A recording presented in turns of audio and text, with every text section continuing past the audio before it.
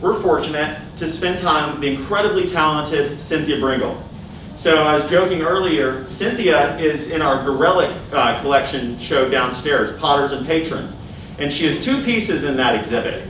Well, she's making up for it today by bringing about 20 pieces here for a mini show in our community gallery. So Cynthia Bringle earned her BFA from the Memphis Academy of Art and her MFA from Alfred University in New York. Her work can be seen downstairs in our Fort Gallery, as well as the Mint Museum in Charlotte, the High Museum in Atlanta, the Fuller Craft Museum in Massachusetts, and kitchen cabinets around the globe. Does anybody here own any of Cynthia Bringle's pieces? See, it's wonderful. You've got fans here. Maybe you'll get a repeat buyer today. So Cynthia really is a living legend, and in 2009, she was recognized as a North Carolina Living Treasure. Amongst her many accolades and titles, she's also the unofficial mayor of Finland. And so this is a great time to remind folks to silence your phones. And so Cynthia is going to take us through her artistic process and how you make a pot, how you fire a pot. And it looks like she brought some works in progress to do some demonstrations with as well. So please join me in welcoming Cynthia Bringle.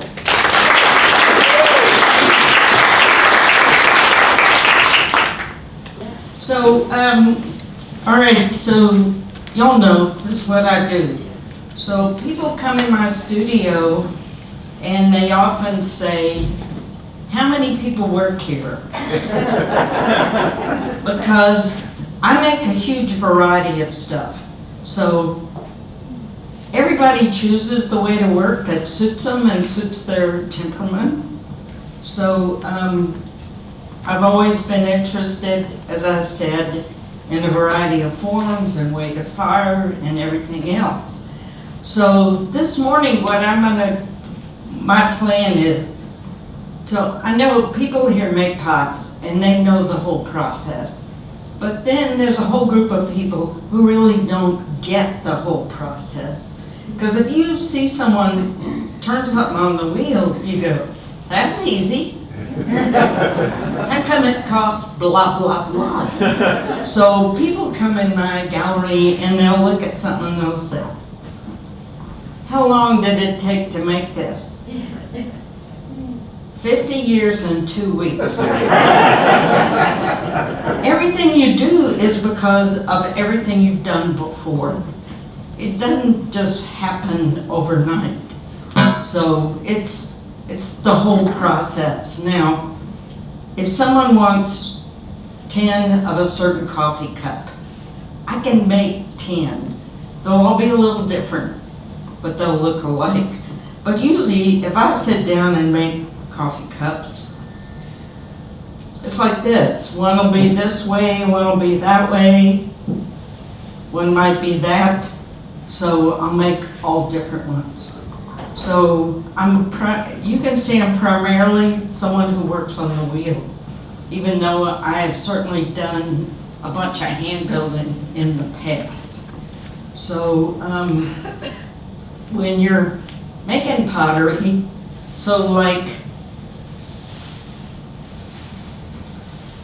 this would be as it just came off the wheel. So, and you see down here, that's a little bit of excess clay.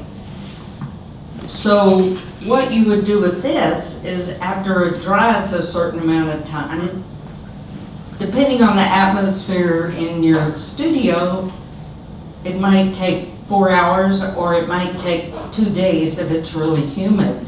So then what happens is, it goes back on the wheel this way, and it's an electric wheel or a power wheel. And as it turns around, you take a tool like this, and you take the excess off. And so what that does is that refines the form.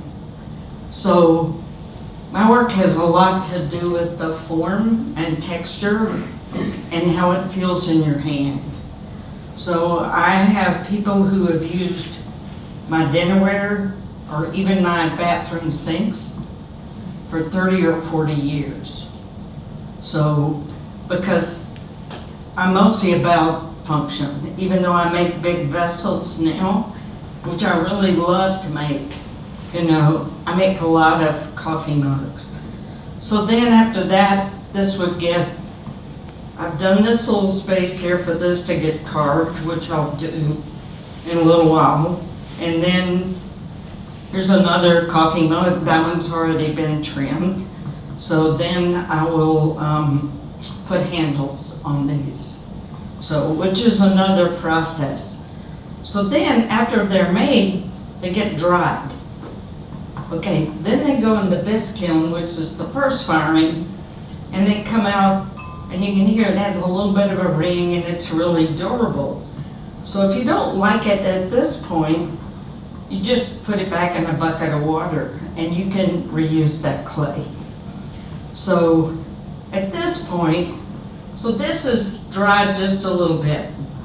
So it's probably shrunk 2% at this point. Okay, this dried, and it's bisque, and it shrunk half of what it's going to shrink.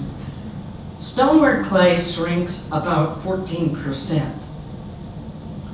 So half the shrinkage is here. The other half is when it gets fired to maturity. So here's this bisque mug. Here's the fired mug. Do you see how much shorter that is? That's probably about the proportion, you know, of shrinkage. So I tell people, okay, you see something big? It was really big. So like this would have been this high. Okay, this is stoneware clay. Okay, this is a porcelain goblet. So porcelain shrinks almost 20%. So when I made this, it was that big. So no matter how many years you've done this, you open up the kiln and you go, damn. I thought I made it big. And you really did. But clay is 30% water, and then porcelain clay has a lot of non-clay ingredients in it, like silica and feldspar. So it shrinks more. And people say, well, porcelain's harder to work with. Well, I don't exactly agree with that, but you know, I like lots of different clay bodies. So what I'll do real quick is, and if you all have questions as I've been going along, just ask me. But why do they say porcelain's harder to work with? Because for a lot of people it's a finer clay body and they have more difficulty with it. So I've been making pots full time for over 50 years, so I'm lucky that I figured out what I wanted to do and have managed to make a living at it for this long. So I went to art school to be a painter. So my painting background, I think, has a lot to do with how I think. So, because there's a lot of, I'm kind of known for form, brushwork, and carving. So I've always done brushwork, and that comes from the painting background, doing that. So,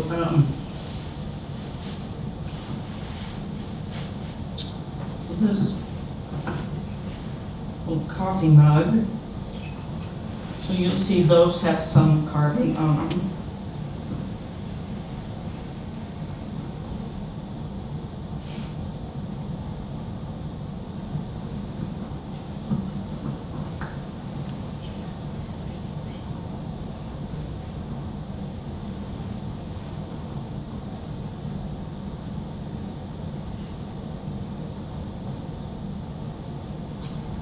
So every once in a while, I used to draw some pots, but the truth is, I just do it now on the wheel or in my mind, what I'm gonna do.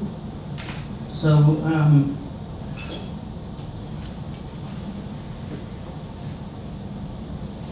So in terms of the carving, it's just looking at the form and looking ahead and looking back to figure out what's next. So, and having started off as a painter, I still like to do that. I don't allow myself much time to do it, so nowadays, if I want to paint, I go sign up for a class at Finland. Pay my money and allow myself that time to leave the studio. That's the best way to do it. What tool are you using? It's a wired tool. Yeah. Square end, Dolan tools. They make really good tools. And I only brought up, potters have tons of tools, but you only really need a few. And you sometimes need more than a few because they're all on the floor. Under your wheel. Or the cat takes it. I had a friend's dog one time. I was doing brush work, and I had a big flatter or something on the floor and a brush down there. And the dog left with it because it was made out of deer tail.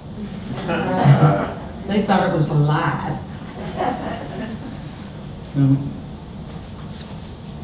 So how many of the 50 years went by before you could depend on not carving all the way through the clay body? Oh, every once in a while I'll still do that. But I'm really good at patching. So it's like somebody sewing, they know how to fix it. Right. I know how to fix it.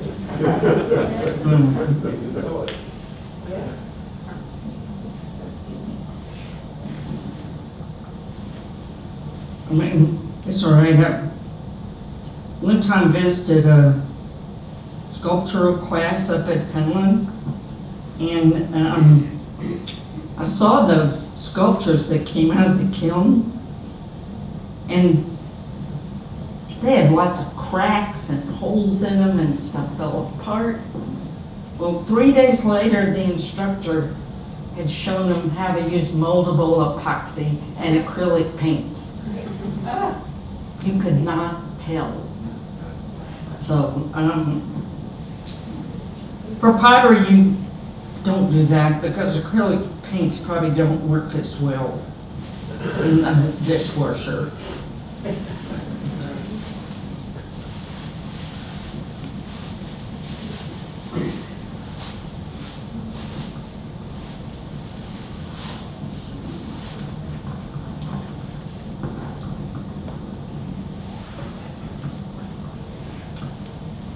So this is going to be like your Julia Child cooking show, just so y'all get it.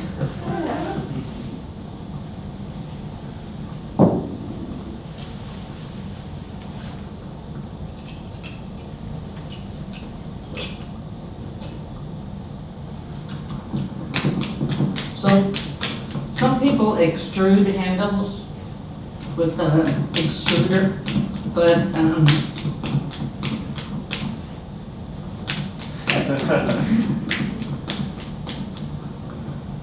but I've always believed in pulling them because off the piece, because like this piece is different than this piece, so it's a different size handle. So, and you also have to remember, you also have to think too that, okay, I'm putting a handle on here and it's going to shrink. So, I remember in school, first time I made little coffee cups, my instructor had not explained shrinkage. So they came out of the kiln, I couldn't even get my little finger in there. So, it was definitely a lesson learned.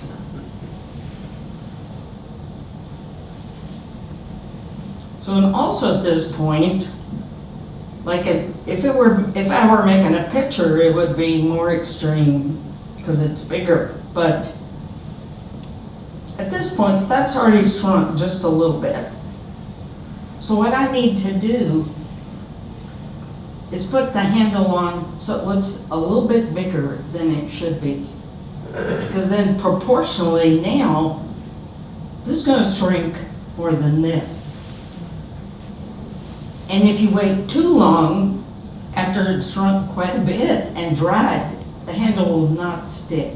That's when they fall off. People go, how come it fell off? I said, yeah. Didn't quite do that right, did you? So.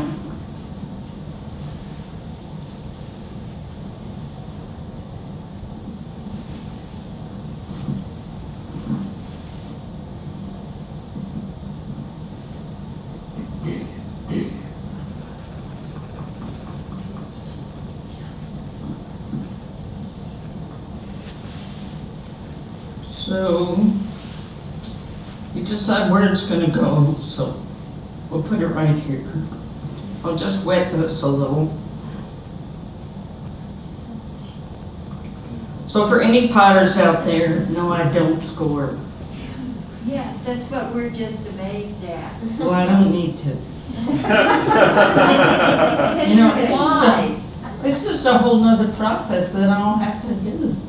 Because they don't fall off. If you do it at the right point, they're fine.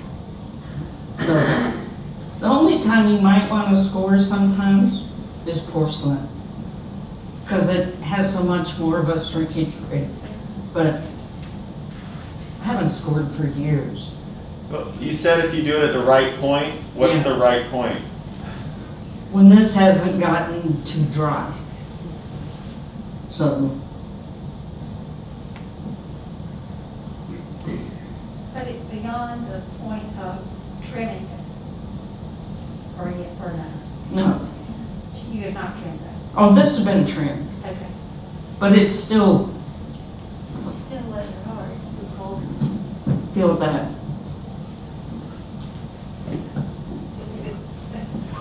That's ready to be trimmed. And that's about what this is. Okay. Yeah. So you trimmed it and then now you're putting. I didn't trim that one, but yeah, I've trimmed this. Yeah. Okay. So then, as you're pulling a handle, you look at it visually from the side and from the front. First of all, you want it coming straight down. And you want to think about the proportion of the handle to the cup.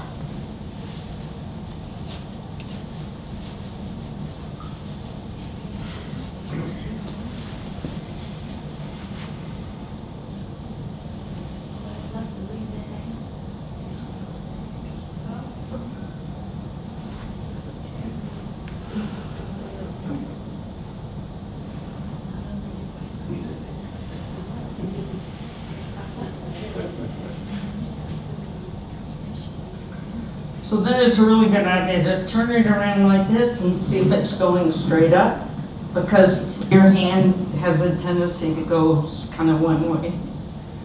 And then I'll just cut off the excess. You always risk fire that mug before you add the handle? No, it's Never trimmed. fire. Just trim them. Oh, Yeah. okay. So then if you need to change the shape just a little bit. So when this shrinks, it should be about the right proportion for that. So I can make it look easy. It is just what I do. Years and years ago, I demoed. I mean, Wena and I, my sister Wena, who's a weaver and who's shown here. Anyway, I was doing a demo at the Southern Highland Guild Fair. Actually, I've never done the fair, but as far as I'm concerned, it was a lot more fun to demo to the public. So I had this one guy in the audience, and I heard him say, I think I could do that. I said, well, he said, I think I could learn that in about 2 weeks. I didn't say a word. So, but the best thing was the little kids that came to watch me, and they just kept coming back and talk to them and explain stuff to them. And I said, well, come see me before you get ready to go home, and I'll give you some clay to take with you. So I brought quite a bit of clay. So in each bag, I took 2 bags of clay and probably put 5 or 6 pounds of clay in each one of them. And so when they got ready to go, they're dragging clay home with them.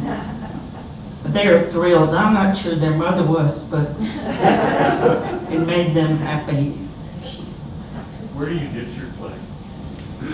Well, I've gotten it at a number of places. I used to make it all myself. And this, you know, being a potter is labor intensive. So I quit doing that, and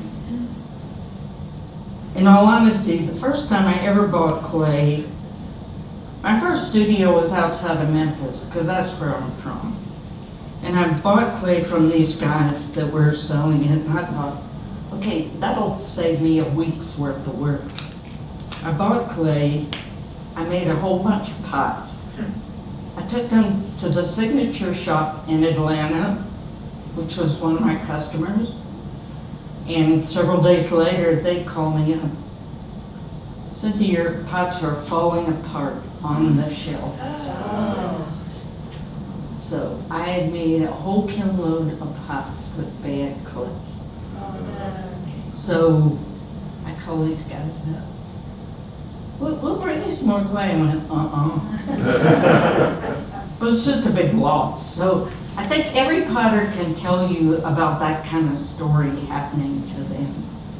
Because a number of years ago it's happened several times to me and to other potters, where you get it out of the kiln and you pour boiling water in a cup and you hear this noise, they go, and you're done in. Or you open up the kiln and they're already broken. So, and part of it is maybe that company wasn't paying attention like it should have. The other part is potters are small industry. Big industry like cola or someplace that produces a lot, they buy materials by the carload lot and they test it. Okay, we buy 50-pound bags, so we're at the mercy of somebody. Because what happened was they, when they're gathering that clay to sell you, the bucket loader goes from here to here and it changes. So,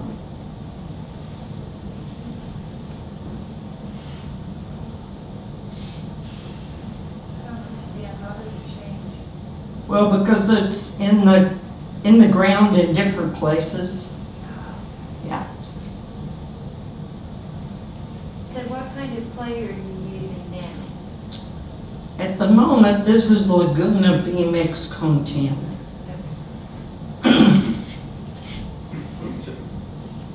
Laguna, that sounds like it's from California. It is. Do you need anything from Laguna? I went in a couple of weeks. To California? No, to Ohio. I had to go pick up Glaze.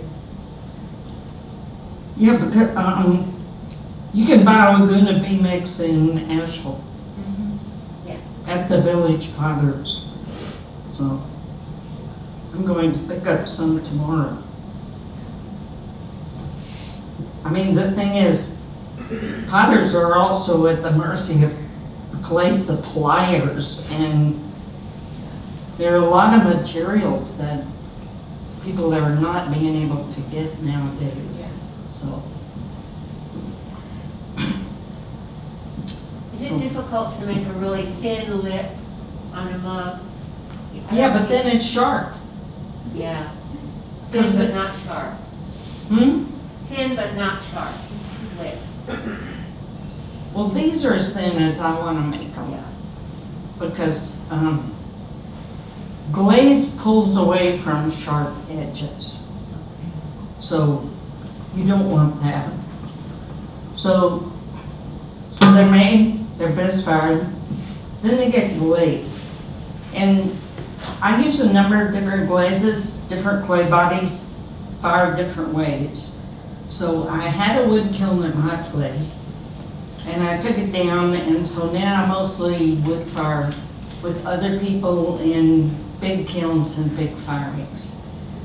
Like the last time I did was Dan Finch over in Bailey, North Carolina, which is the other side of Raleigh. And so it took 3.5 days to load this kiln. We fired it for 5 days, and you cool it for a week. And there were, like 7 or 8 people involved, and you worked in 6-hour shifts for putting wood in and doing stuff. So this would have come out of a wood kiln. So you can see the variation in here is how the flame comes through the kiln and ash lands on it. So this pot was salted wood. So this running here, that's melted wood ash. Now, this happened naturally in the kiln. So when I make pots for wood firing, I think about the fire and the flame. So if you have a nice shoulder on the pots, or you have a lot of carving, then as the flame licks around, it emphasizes the carving. So, and this little pot came out of a Gay Smith soda kiln. So I've got a slip on it, and so the soda sort of hit it here, but not there. So that gives that nice variation. Whereas pieces like this are glazed and go in my gas kiln. So the clay body also has a lot to do with the glazes and how they come out. Okay, this is porcelain, see it's white clay. So that's very bright. Okay, this is a dark stoneware clay, which you can see here. This clay had a lot of iron-bearing clays in it.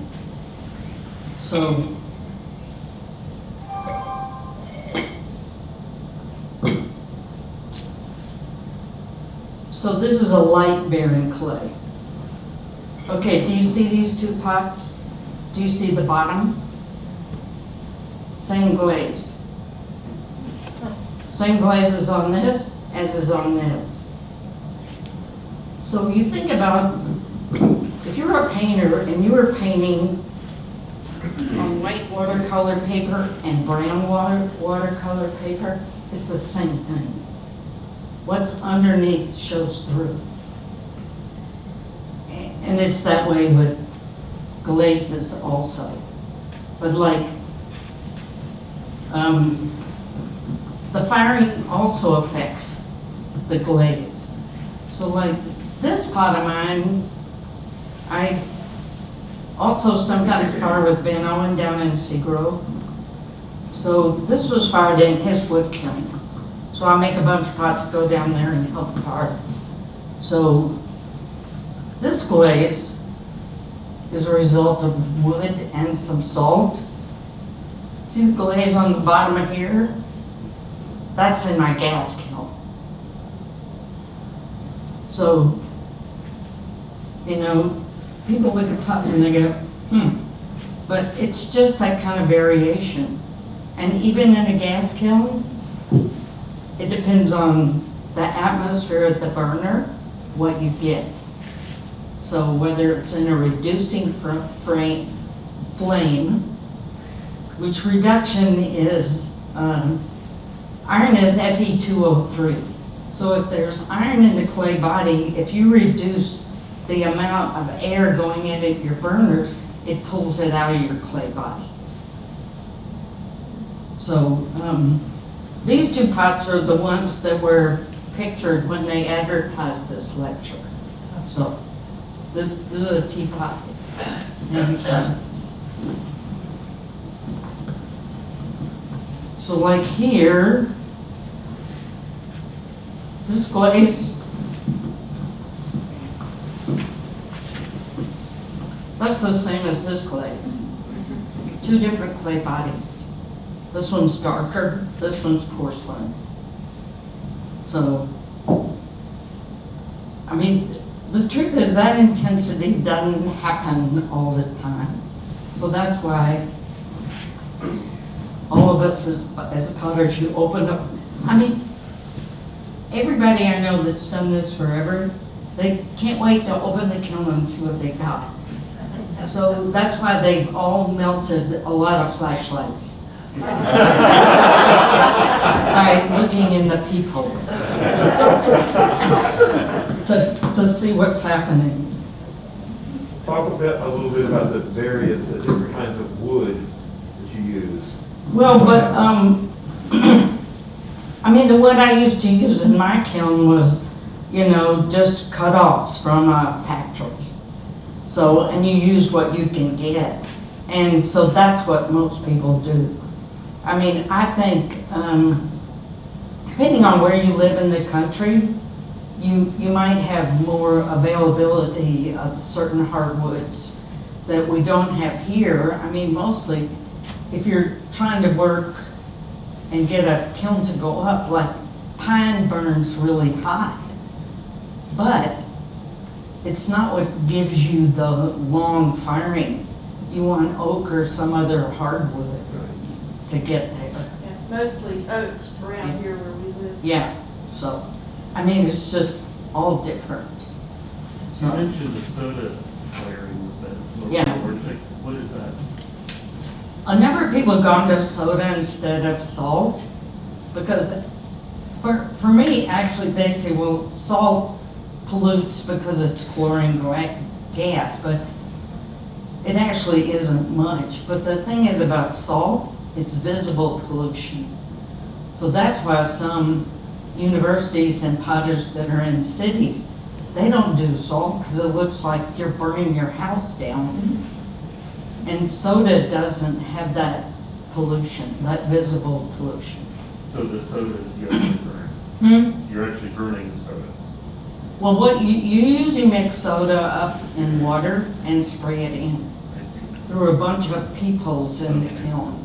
So, and that's quite a bit of work in itself. So Gay Smith is a good friend and often put pots in her soda can. So I brought another pot to put together.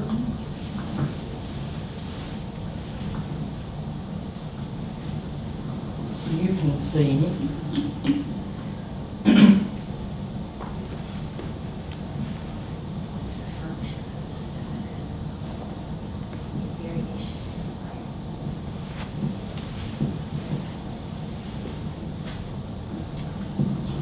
So this is going to be a teapot which I made, and of course I've already trimmed it. So, and this is the lid. So lids are made like this.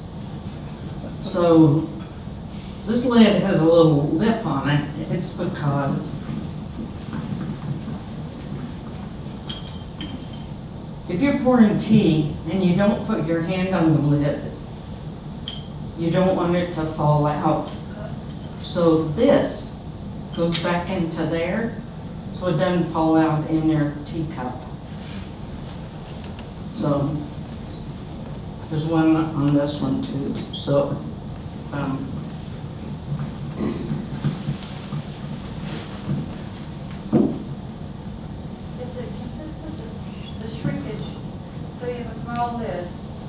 And that a big hassle. Will they shrink the same rate?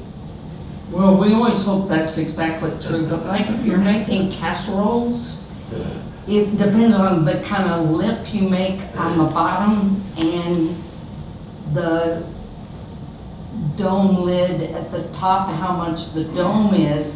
If it's an extreme dome, it'll shrink a little more usually than the bottom will. So you have to keep that in your mind as you're making it. So, I mean, we measure with calipers. We do this and because I make so many different kinds of things, then you hope it works. I mean, part of this is like, okay. You know. Okay, I made 2 different spouts, so, and I often do, because if I made the same teapot all the time, I would think, okay, that's the kind of spout. But since I don't do that, it's like, okay, which one am I gonna like? I'm probably not gonna like that one because it looks a little big. So you kind of hold it up and think about how it's gonna work on the piece. So,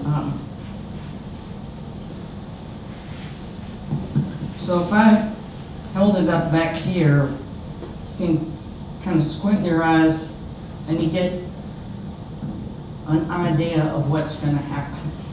So anyway, so I need to cut part of this off.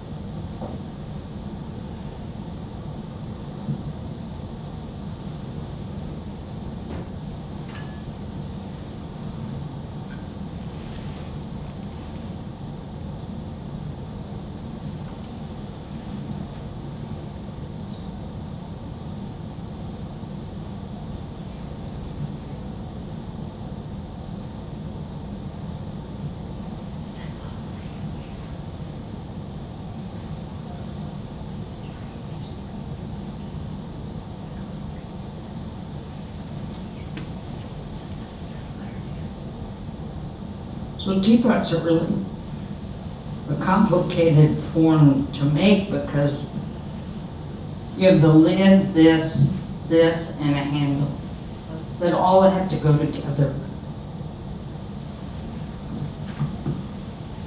So if I kind of stick this on here.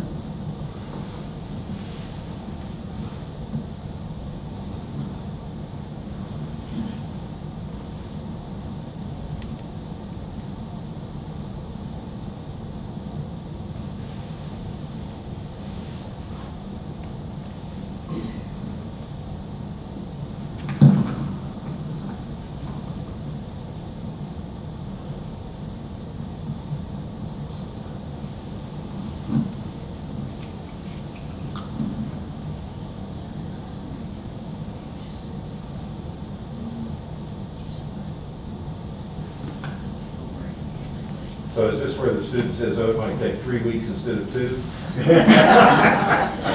That's true. So, okay, kind of mark where it's going to go. If you're making a number of teapots, do you do the handles one day and the spout one day and kind of do that? Well, I mean, what I would do is, I am going to score this a little bit, so I know where this goes. So I would, I maybe make 3 to 5 at one time. Yeah. But since no 2 are alike,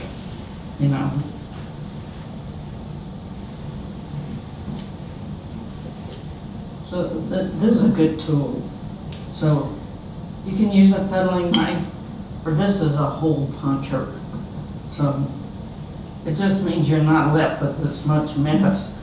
So I always you could leave this wide open, but that's only if everybody's going to use a tea bag. So if you want to use real tea, loose tea, you need to put holes in here to make this work.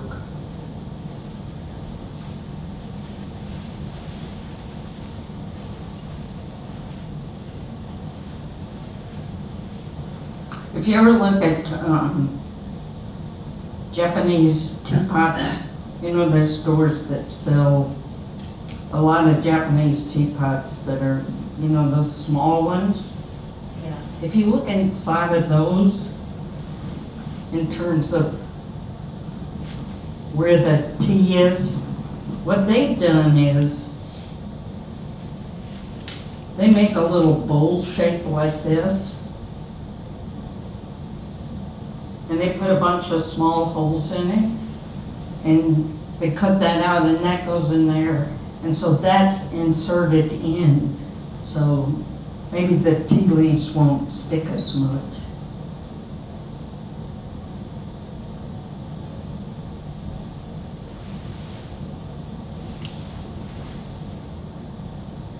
I've had students who have forgotten to put the holes in. They did put the spouts on. They neglected the holes. And it's hard to punch it from the inside. It's like, Will you show us the holes before you put Oh, the yeah. spout on? Oh, boy.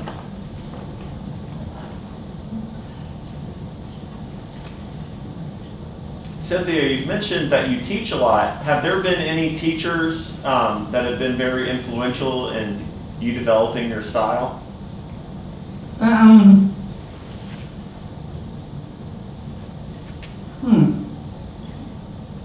I think the teachers that have been influential are ones that just had more to do with,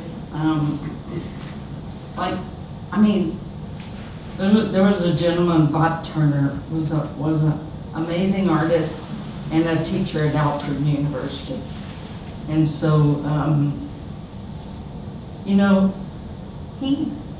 when he would do a critique, he would maybe say 3 words to you, but they were totally meaningful about, he'd be looking at your work and he'd say, well, have you ever thought about that part? And then he didn't say anything else. So, you know, it made you think about, okay, what does he really mean by that? So, you know. So, I had certain people that were certainly influential and just because of who they were. Like I've known you all have done shows here about Black Mountain College.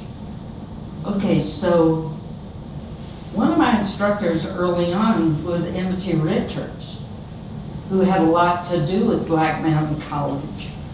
And so she was a friend. And I had her at Haystack, and I visited her. She lived in Stony Point, New York, right outside of the city, in a compound with people like Karen Carnes and John Cage and that whole movement. They all lived there together. So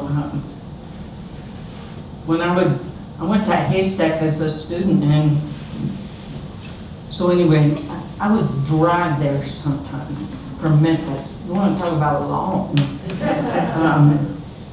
Anyway, I would stop and spend the night with her, which was really interesting because she would cook and she would say, okay, you know, I made these one time and it was some sort of a biscuit, and she said, I left one ingredient out and I found out I really like them, so I've made them that way ever since.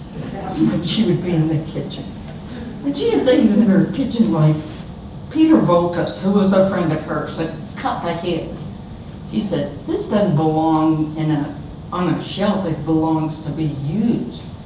And that's also how I think. But it was also my first experience with a double-seater hand-toweled porta potty outside. So, when she had done all the tiles for him.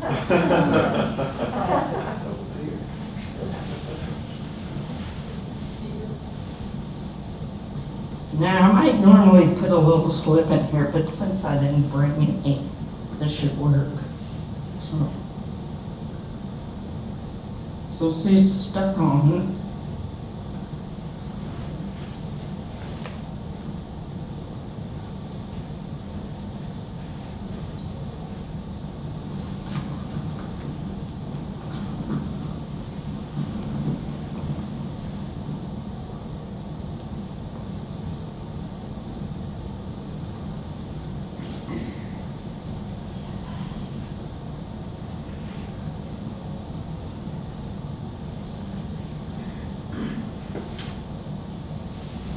Giving the spout a little more character.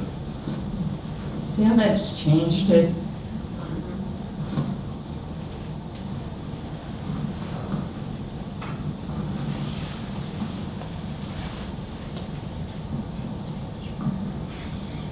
So Willie, I brought this cloth to try not to mess up his. I gotta drop a clay on this. It's all right. We can wash it.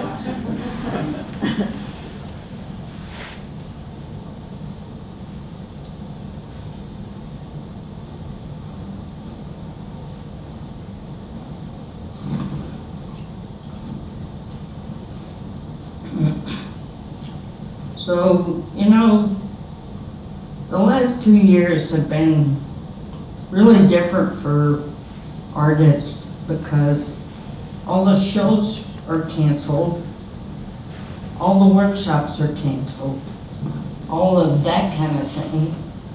We hope we're getting back to some kind of normalcy, whatever that will remain to be.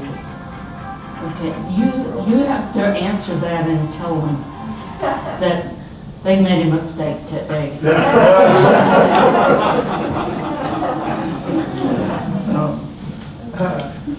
It would be my phone if I hadn't turned it off.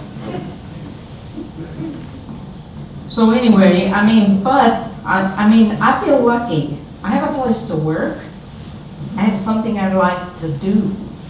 But I mean, I've had very few visitors in my studio. Every once in a while I get them. But, you know, for a couple of years, hardly anybody. But it also means that I have had to do everything myself. I've not hired anybody to come in and help do odd jobs. So I do have a really good friend who makes sure that I have wood stacked up outside, which is great. So what type of work would people, like what would you hire people to do for you in your studio? Help mix glazes, maybe wax pots, clean, you know, clean off the kiln shelves after I fire, you know. Nobody else makes my work. I mean, there are quite a few people who live where I do and they have apprentices who make part of their work. And it works well for them, but it's not what would work well for me. Because I think I'm to it. Well, I am. I'm attached to everything that I make, that I want it to be just right. So I have one friend and I was visiting him years ago and he said, you know, I hired an apprentice and it took me 6 months to train them so they could, you know, be able to really help me. And then what happens is, well, that happened to me early on. I had some apprentices. They didn't make my work, but they did odd jobs. But after 6 months, they thought, oh, I know how to do that, and they quit. And they had just become valuable. They had just learned enough. So a couple of them quit for, you know, really personal reasons, which is fine. And I did have one of them call me after several months, and they said, "Yeah, I think I made a big mistake." I went, "Uh-huh." Because they left. And they really didn't know that much. So if we were to come to your studio, like, how do you like to work? Do you like to work in silence? Do you have music going, or? Oh, sometimes I have music, sometimes I have a movie on the TV, you know. But if there's a movie or anything on TV, fine with me to turn it off in the middle, because I don't care how things end, mostly. No, just go, that's fine. So it's just noise. It's noise or nothing. I mean, I look out into the woods, so. At the moment, I'm lucky enough to be watching the birds, but I'm also watching the weather to see when I think the bears are gonna be back, because they take down my bird feeders. One time I had taken them down, and I still had some bird seed left. And I opened it up, and you know what it's like when something is full of pantry balls? So I closed the lid down real tight and put it out on my deck. The next morning, the whole bucket, a 5-gallon bucket, which was parsley, is way off in the woods. So, because the bear had come up, picked up that bucket and just took it to where he could have his own snack.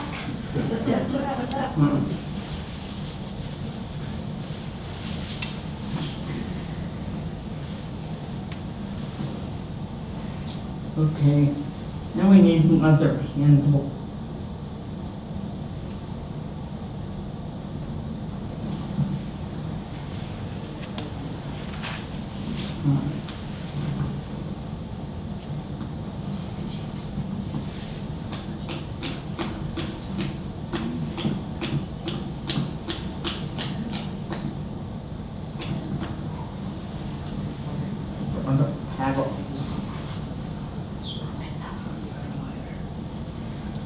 So sometimes I put the handles over the top, but that's not as practical as you want.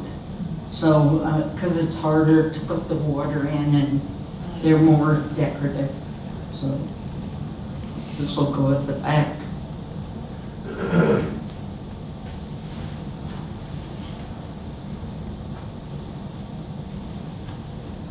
So when I'm through with this, if you all have questions about any of this work, you know, you can ask me.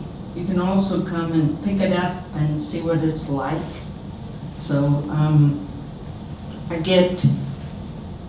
I sometimes get families in with little children, and they'll say to the kids, and it depends on the age of them. So if they're over like 3 or something, the mothers will say, remember, don't touch. The little kid looks, I look at the little kid and I say, will you be really careful? I said, okay, you can touch. The parents are horrified, but I've never had a little kid break something. It's only the adults.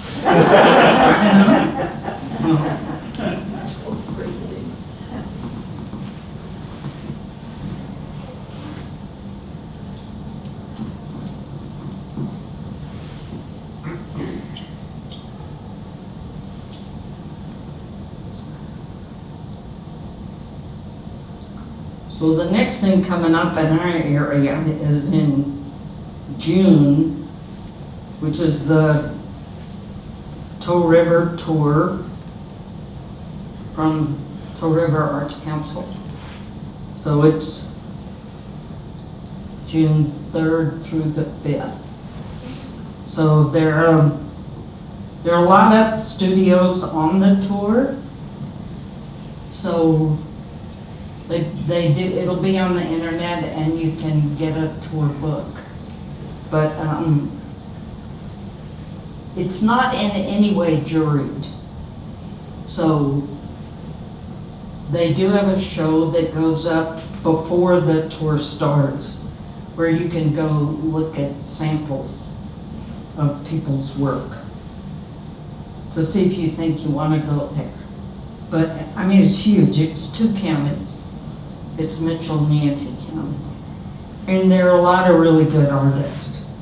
And I hate to say this, but there are a few that should have studied a little longer. Work in progress. Huh? A work in progress. Yeah, well, I'm a work in progress. I mean, look at this. Well, Do you ever start with something in mind and then it turns out to be something completely different? well, that can be a really good thing, Yeah. you know? So okay, I'm put the handle right there.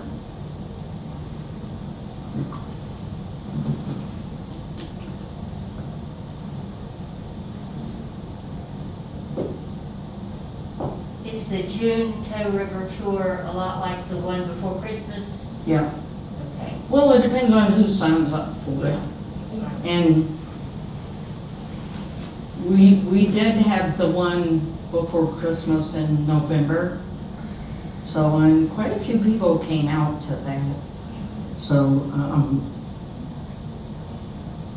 which was good. I mean, I had a lot of visitors who had just never been. And that's fine, because a good part for me and people coming in my studio is being able to educate them towards pottery. And sometimes they'll say, well, I'm looking for blah, blah. I would say, well, go to this person, because they might have it. So, and the reason, of course, the artists that there are in these 2 counties is because of Finland School. I mean, people came to the school as instructors or resident artists. Bill Brown started the resident artist program when he first came there, which he first came in, he started in the fall of 1962, and 1963 was his first summer there, and that's when the resident artist program started. And that was before they even had their own private studios. They just used the other studios that weren't being used in the winter time. I'm not sure what they did mostly in the summer. So they managed to get work done. How did you end up at Finland? Because I knew Bill Brown, who was the second director, and he was Fran Merritt's assistant at Haystack. So I had gone to Haystack as a student for several years, and that's where I met M.C. Richards. But anyway, I'd gone there several years. So when he got to Finland, as he said, he hollered at people who were his horses, who he knew who were artists, and asked them if they would come help. That's how I got there. So the first time I went there, I was in grad school and up in Alfred, and so I was ready to come back to Memphis for the part of the summer, and Edwina and I had planned a trip. So my mother thought it was a really good idea to send Edwina up to Buffalo, New York on the plane for me to pick her up and come back to Memphis. Well, it took us 3 weeks. Because Edwina got there and I thought, well, you've never been here before, so we went to Niagara Falls. I took her to the Carnegie Museum. I had good friends that lived in Buffalo, and they were getting ready to move to Finland, so we went to visit them. And we were actually helping them pack to go to Finland. So then we left, and eventually, you know, we get to North Carolina, and we said, well, where are we going? I said, well, I told Bill Brown I would come help him for a little while. And we said, well, Mother thought we were coming home. I said to her, I said, well, if you want to go home, I'll put you on the bus. She can, Edwina sits right here, so. Anyway, that is the story. So anyway, during that time I was there, I helped another potter, and he was going to be a resident artist, Ed Brinkman, who actually still lives in the area. We went and got some bricks, used bricks, in a mica factory behind a boiler covered in soot. But anyway, we went and got used bricks for the first gas kiln in Finland. Because back then, during the summer, they probably used 500 pounds of clay, period. You know, that was it.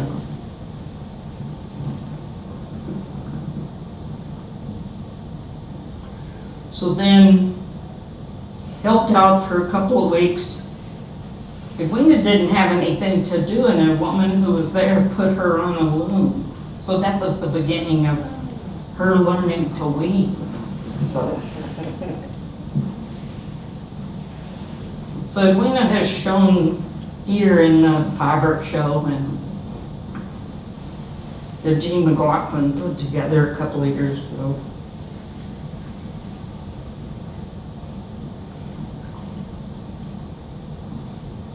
What was Bill Brown's medium? Was he a Sculptor. sculptor? Yeah, And we're talking about the original Bill Brown. yeah, Yeah. like Bill Brown Jr., who's in Louisville, is his father. Oh, right. So when I met Bill Brown, Billy Brown was that big. And I'm sure most of you all have been to his shop there in Louisville, because he makes very nice work.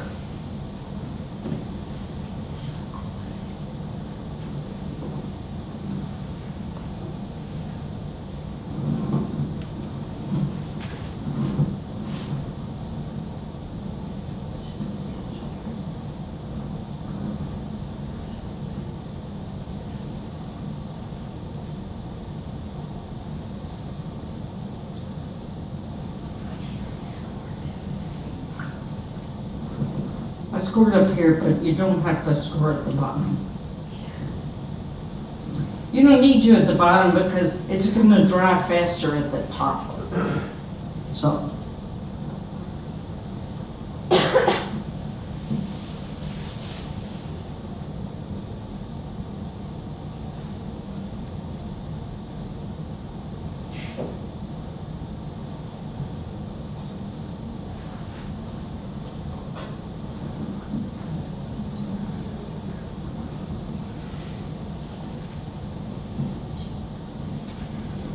So, you know, you can decide how you want to do this bottom part. So, for those mugs, I think I did this one little thing.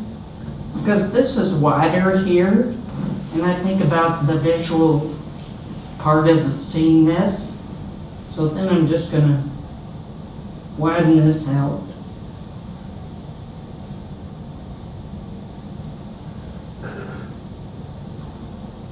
So it has a little bit different look, and because I don't like handles that come into a squirrel tail. So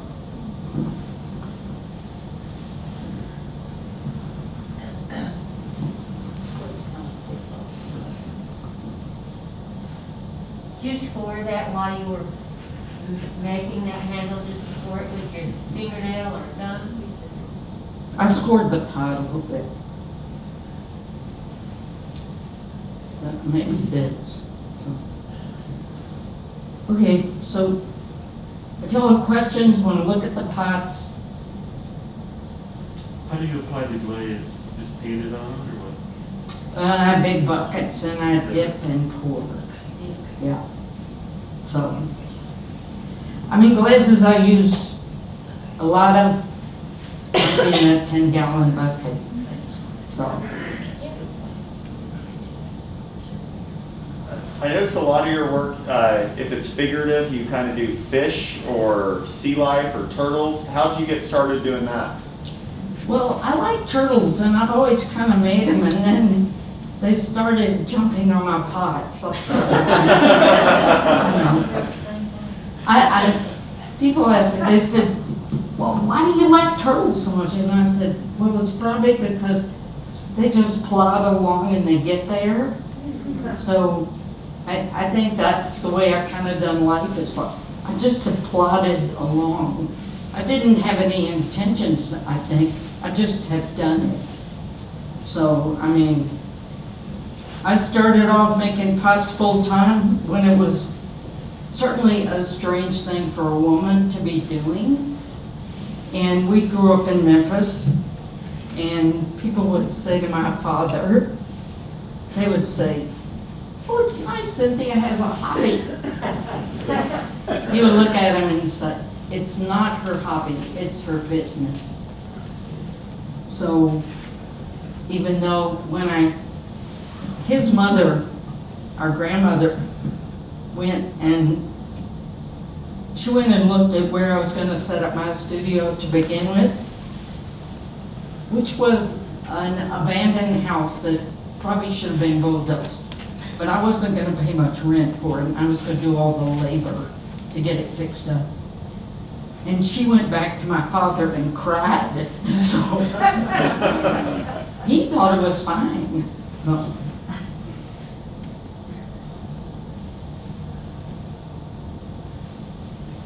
This could be a little bit harder for me to do this.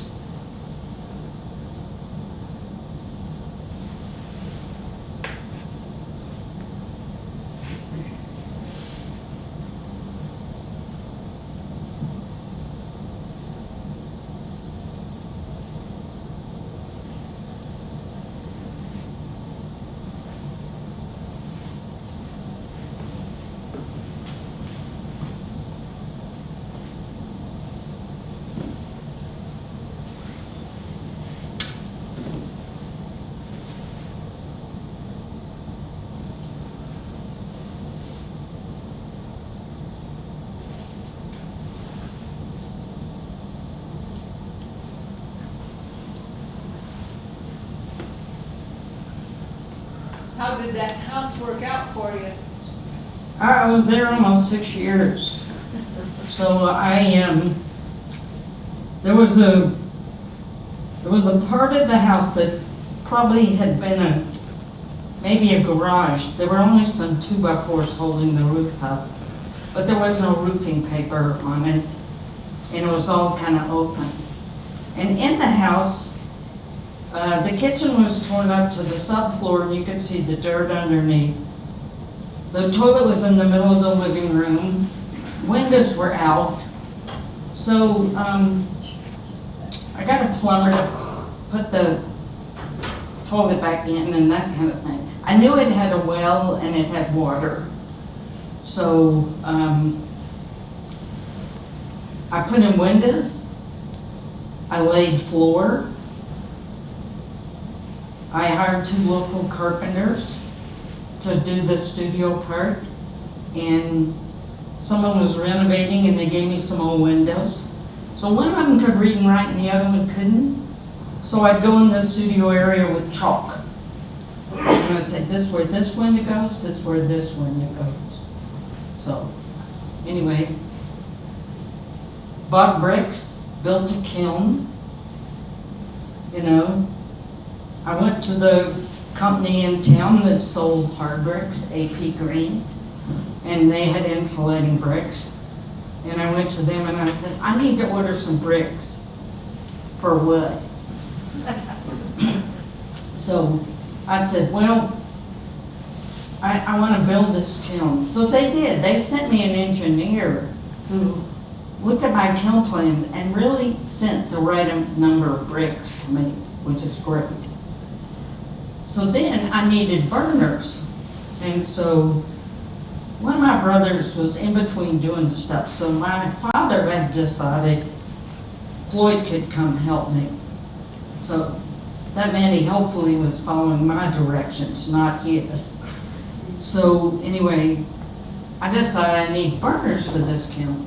So I looked up, I found a gas engineer. And so I went to this guy's office and I walked in and I said, with my brother. And so the guy says, "Can I help you, sir?" He says, my brother said, "She needs the help." So I roll out my plans of my kiln for this guy. And I said, "I need for you to order me 2 atmospheric burners that will fire this kiln to 2,350 degrees in this many hours."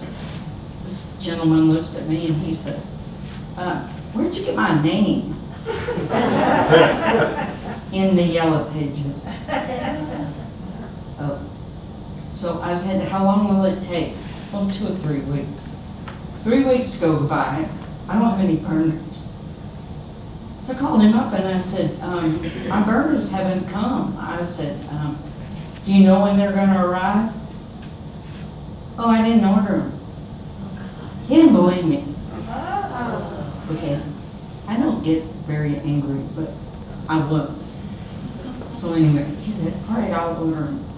About a week later, I get a call from a railroad station in Arlington, Tennessee, which is probably about 15, 20 miles from where I was. They said, "We have a COD package for you." I went, "Okay." It was my burners. He still didn't believe me. But those burners are on my kiln nails at Finland. I have continued to use those burners. So, I mean, it's hard when they don't believe you, because also the same company that had sold me the bricks for the kiln, they also made AP green fire clay, which is what I was using in my clay body back then. So I called them up and I said, "Will y'all deliver?" And I said, "Well, I'd like for you to deliver me a ton of clay tomorrow." "For what?" I said, "I'm gonna make pottery with it." "Well, it won't work." I said, "It will work. Will you just send me the clay?" So, I mean, I got a whole range of stories. Because well, that won't work. Anyway, somehow or other I managed to make things work. So, So if y'all have questions or want to come up here and look at pots, come to my studio. There are cards here. Just, if you want to know if I'm going to be there, call. If you don't care, the door's open. So. And there's a sign about where to leave money. So thank you.